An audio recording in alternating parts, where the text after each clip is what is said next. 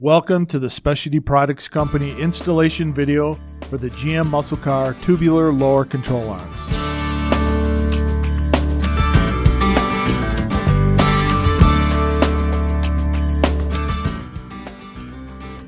These arms feature heavy-duty 1.5-inch steel tubes with greasable Delrin bushings, giving you improved strength and handling. They provide updated geometry that delivers additional positive caster for improved tracking with today's tires. Complete your arm set with our OEM-style bump stops, part number 95339.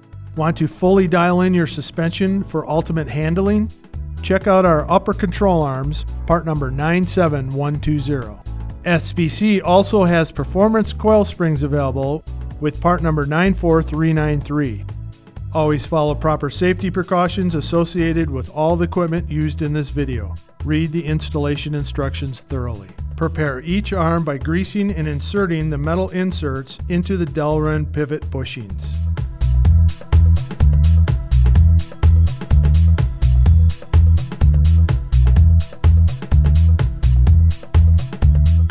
Install grease Zerks in bushing Enrings and ball joints. Install spring seats using included hardware. Position spring seat so the step is pointing away from the ball joint. These control arms give a 1-inch drop for a more aggressive stance. Further tune the ride height using our spacer plates available separately. Part number 94348 includes 2 plates, and 94346 includes 4 plates. These plates should be used as mounting point for all coil-over suspensions. Raise vehicle by frame so the suspension will extend to full droop. Secure car with jack stands. Remove stabilizer link pin.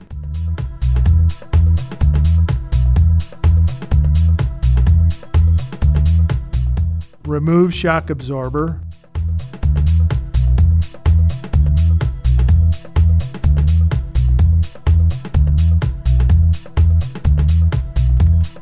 Support lower control arm. Raise the jack enough to take tension off the lower control arm ball joint. Remove cotter pin and nut on lower ball joint. Break taper between ball joint and steering knuckle.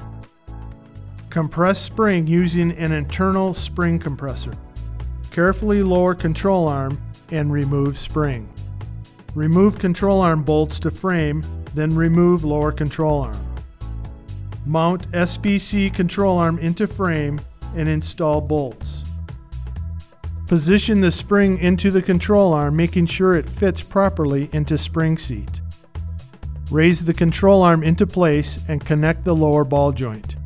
Tighten and torque the ball joint to manufacturer's specifications. Remove spring compressor. Reinstall shock absorbers and stabilizer links. Torque lower control arm bolts to manufacturer specifications. Install tire and wheel. Lower car to alignment rack and compensate alignment equipment. Adjust alignment, set toe, and road test the vehicle.